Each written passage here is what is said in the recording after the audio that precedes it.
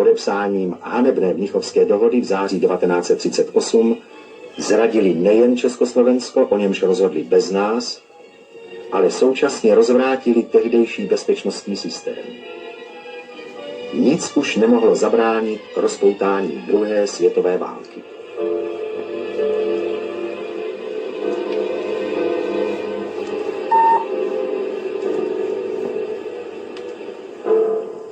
Zániku předmnichovského Československa napomohla reakční a kapitulantská buržoazie, která se bála jak lidového hnutí na obranu republiky, vedeného revoluční komunistickou stranou, tak i jediného a přitom mocného spojence, do poslední chvíle odhodlaného a připraveného věrně plnit své smluvní závazky, Sovětského svazu. Česká i slovenská reakce volila raději zradu národních zájmů a kapitulaci před Hitlerem, než národně osvobozenecký zápas.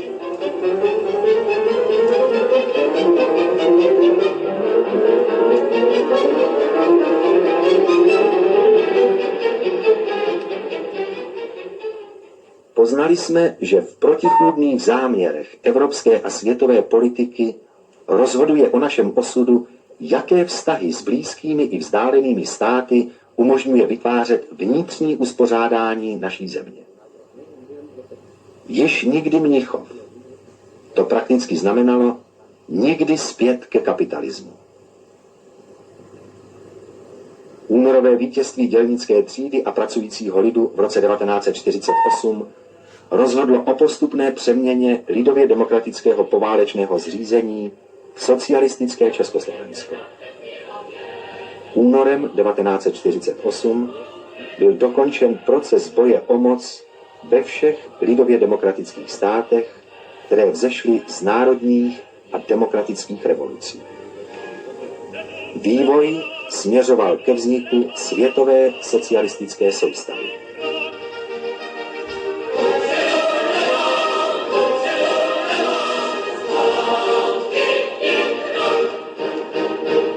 Protihitlerovská koalice se po ukončení druhé světové války vinou západních velmocí rozpadla. Spojené státy severoamerické se staly imperialistickou velmocí prvního řádu. Pod jejich vedením přechází světový imperialismus k soustředěnému náporu proti zemím socialismu. Budování vojenských základen, agresivních vojensko-politických bloků, závody ve zbrojení a rozpoutání korejské války jsou toho dokladem. Znovu nabývají platnost slova Vladimíra Iljiče Lenina.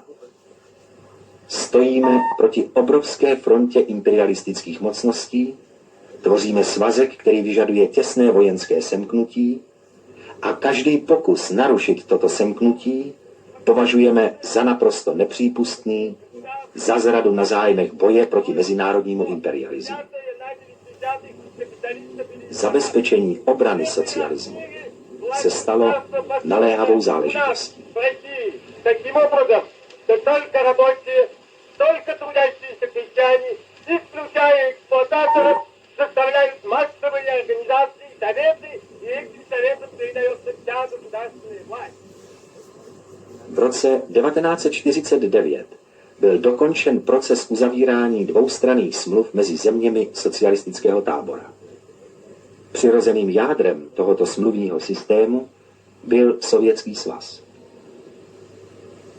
Československo bylo jediným státem budoucí světové socialistické soustavy, který měl se Sovětským svazem smlouvu o přátelství, vzájemné pomoci a poválečné spolupráci již od roku 1943.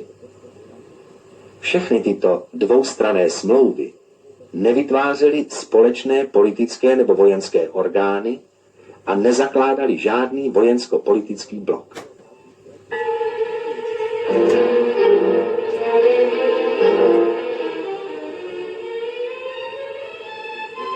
Vzrůstající mezinárodní napětí se neobyčejně vyhrotilo v době, kdy Spojené státy dospěly k názoru, že nemohou svých politických cílů dosáhnout bez pomoci ostatních imperialistických států.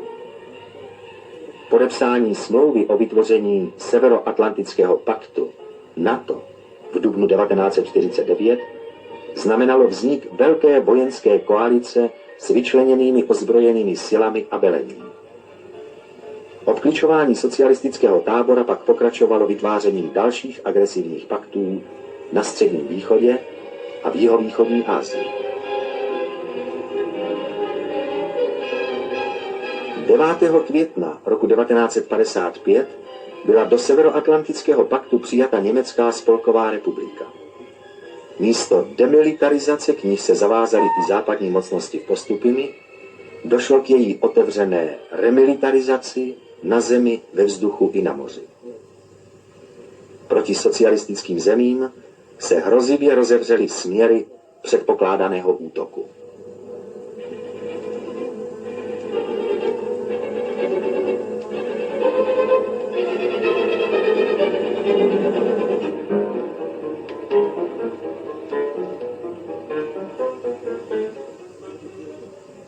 Na 10. sjezdu bulharské komunistické strany prohlásil první tajemník jejího ústředního výboru Todor Živkov. Hlavní obsah agresivní politiky imperialismu je zaměřen proti socialistickému společenství a především proti Sovětskému svazu.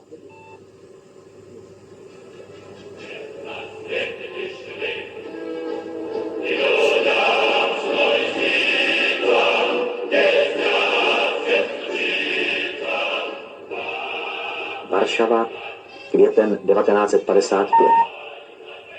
Do hlavního města Polské lidové republiky, které díky obrovskému nadšení a mezinárodní pomoci, na níž se podílela i československá mládež, doslova vyrostlo na troskách z konce druhé světové války, se sjeli představitelé Albánie, Bulharska, Československa, Maďarska, Německé demokratické republiky, Polska, Rumunska a Sovětského svazu, aby projednali nezbytná opatření k zajištění své bezpečnosti a v zájmu zachování míru v Evropě.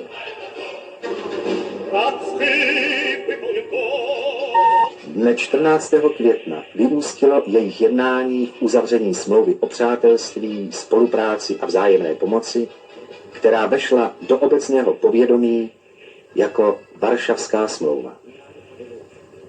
Je sepsána v jazyce českém, ruském, polském a německém. Ratifikační listiny byly odevzdány do úschovy vládě Polské lidové republiky.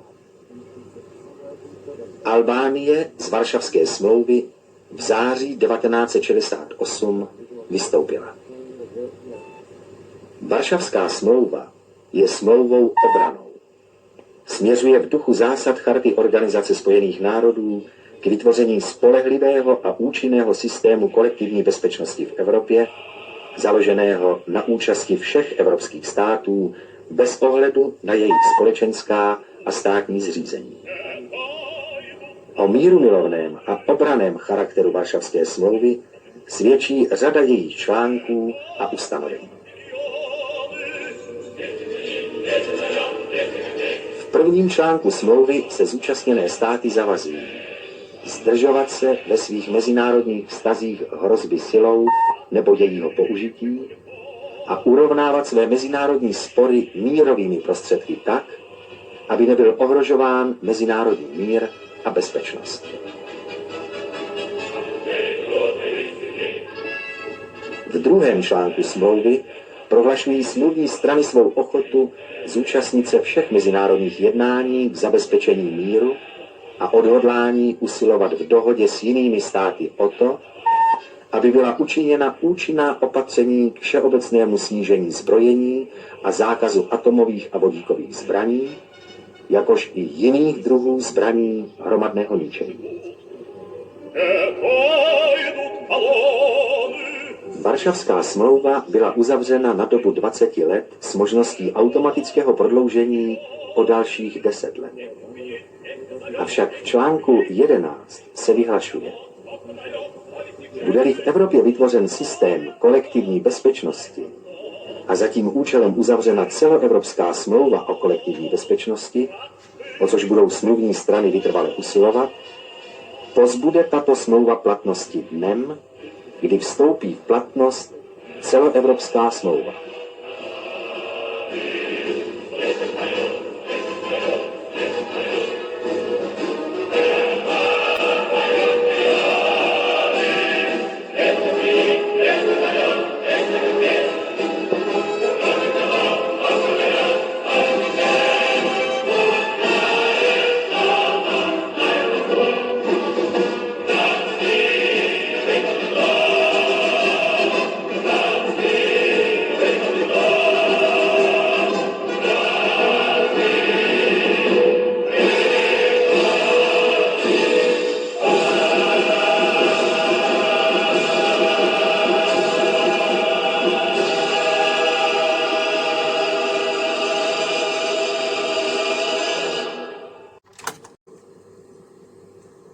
k tomu, aby se účastníci Varšavské smlouvy mohli radit o všech důležitých mezinárodních otázkách, dohodli se na vytvoření politického poradního výboru.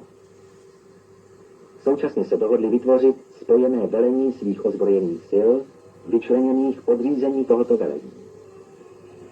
Vyčleněným národním ozbrojeným silám však velí ministři národní obrany států Varšavské smlouvy, kteří jsou zástupci hlavního velitele spojených ozbrojených sil. Všechny orgány Varšavské smlouvy jsou složeny z příslušníků všech členských států.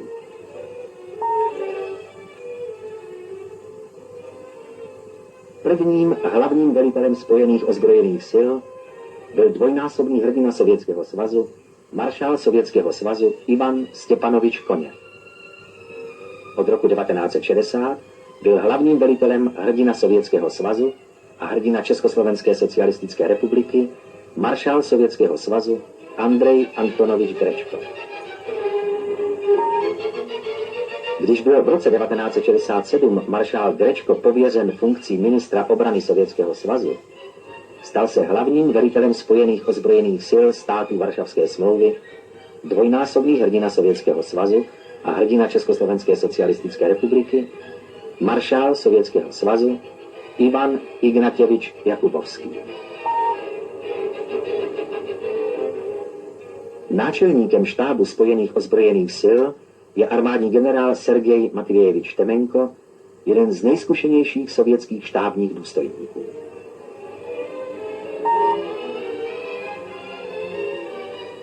Členské země Varšavské smlouvy navrhly program upevnění míru v Evropě, jehož základním kamenem je nedotknutelnost existujících státních hranic. Vypracování a konkretizaci tohoto programu bylo věnováno několik zasedání politického poradního výboru Varšavské smlouvy. Na jeho zasedání v Moskvě v roce 1958 byl vypracován a všem vládám zemí Severoatlantického paktu zaslán návrh smlouvy o neútočení mezi státy Varšavské smlouvy a NATO. V roce 1966 byla v Bukurešti přijata deklarace o upevnění míru a bezpečnosti v Evropě. Mimo jiné se navrhovalo rozpuštění všech vojenských bloků, likvidace vojenských základen, stažení vojsk z území cizích států, vytvoření bezatomového pásma a uzavření smlouvy o nešíření jaderných zbraní. Taková dohoda mezi Sovětským svazem a Spojenými státy severoamerickými byla v roce 1969 skutečně podepsána. Budapešť 1969. Politický poradní výbor se obrací na všechny evropské státy s výzvou uspořádat poradu o evropské bezpečnosti. V roce 1973 pak skutečně v Helsinkách došlo k setkání představitelů evropských zemí, jež se stalo významným začátkem jednání o zabezpečení míru v Evropě.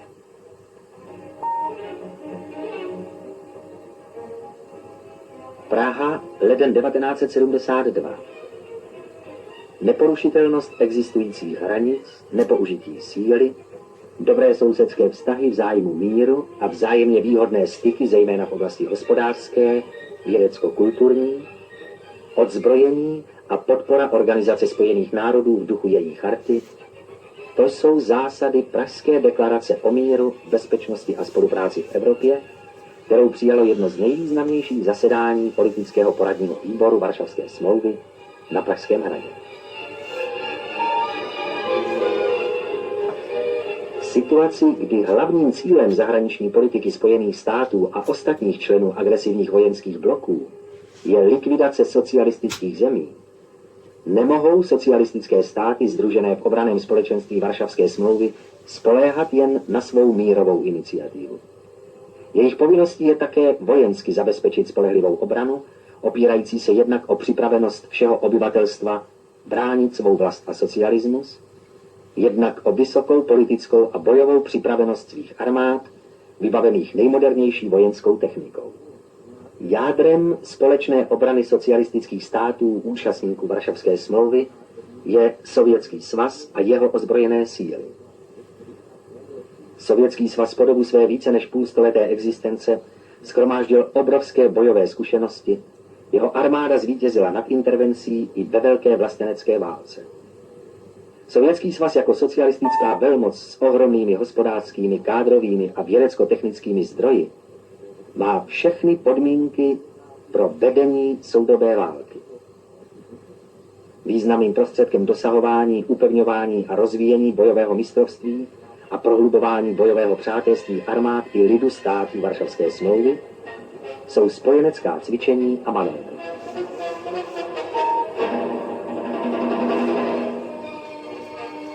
První velké spojenecké cvičení na území Československé socialistické republiky se konalo pod názvem Vltava v září roku 1966.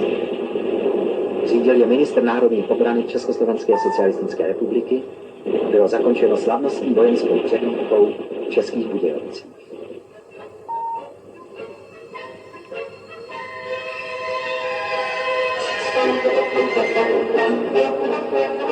Na území Polské lidové republiky se v roce 1969 konalo cvičení Odra-Nisa.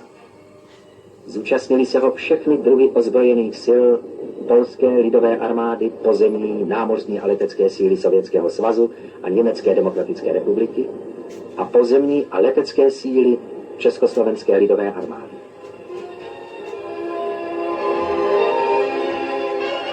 Doposud největším spojeneckým cvičením na území Německé demokratické republiky bylo cvičení Bratrství ve zbrani v říjnu 1970. Poprvé se tu spojeneckého cvičení zúčastnili armády všech 7 členských států Varšavské smlouvy. Jedním z největších vojenských cvičení štábů a vojsk bratrských armád států Varšavské smlouvy bylo spojenecké cvičení Štít 72. Jeho název výstižně vyjadřoval základní poslání ozbrojených sil zemí Varšavské smlouvy. Být štítem, který spolehlivě chrání budovatelskou práci našich národů. Uskutečnilo se na území Československé socialistické republiky. Společná vojenská cvičení a manévry přispívají k dosahování jednoty názorů na otázky vojenského umění, organizace soudobých operací a bojové činnosti všech druhů ozbrojených sil.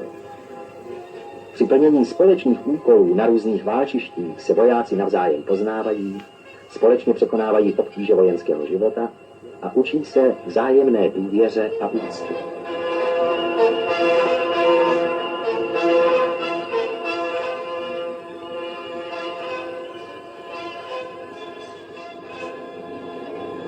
Na přípravě a průběhu společných cvičení vojsk ozbrojených sil se podílejí nejen orgány vojenské správy, ale i stranické a státní, ústřední i místní orgány.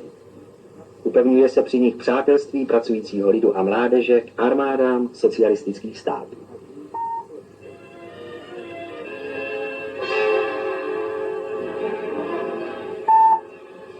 Rok od roku se prohlubují sportovní styky vojáků z přátelených armád. Jejich vyvrcholením jsou dnes již tradiční spartakiády. Rozvoj tělesné výchovy a sportu přispívá k upevňování semknutosti a bojové družby armád socialistických států a je důležitou podmínkou zvládnutí složité vojenské techniky i bojového mistrovství vojáků. Spojenectví se sovětskou armádou a ozbrojenými silami ostatních států Varšavské smlouvy tvoří pevný základ naší bezpečnosti, prohlásil první tajemník ústředního výboru Sjednocené socialistické strany Německa Erich Honecker. Generální tajemník ústředního výboru komunistické strany Československa soudruh Gustav Husák prohlásil na 14. sjezdu komunistické strany Československa. Žijeme na hranici imperialistického sveta a nemôžeme ani na chvíľu strácať zo zreteľa, že musíme byť pripravení spolu s našimi spojencami k obrane národnej a štátnej nezávislosti i socialistického zriadenia. Zabezpečujeme túto úlohu v rámci spoločného úsilia štátov Varšavskej zmluvy opretý o pevné, nerozborné priateľstvo so Sovětským zväzom.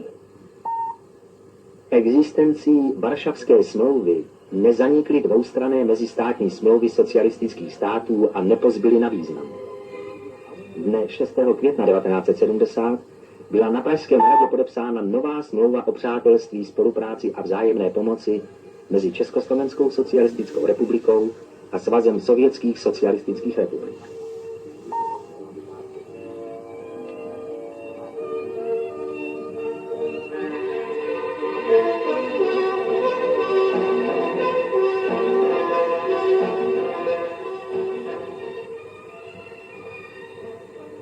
Společná obrana socialistických zemí, společná obrana socialismu, společná obrana míru je vlasteneckým a internacionálním posláním všech zemí sjednocených ve Varšavské smlouvě.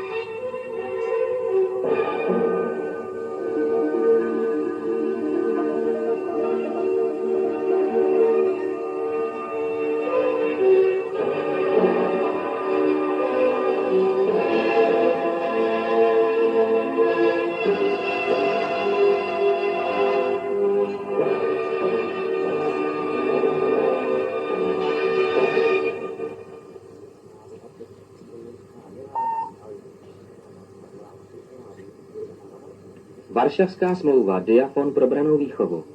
Autor, podplukovník doktor Zdeněk Kubín. Hovořil Otakar Brousek. Redakčně zpracoval doktor Miroslav Krsek. Vydal Národní podnik Comenium. Copyright Comenium Praha 1973.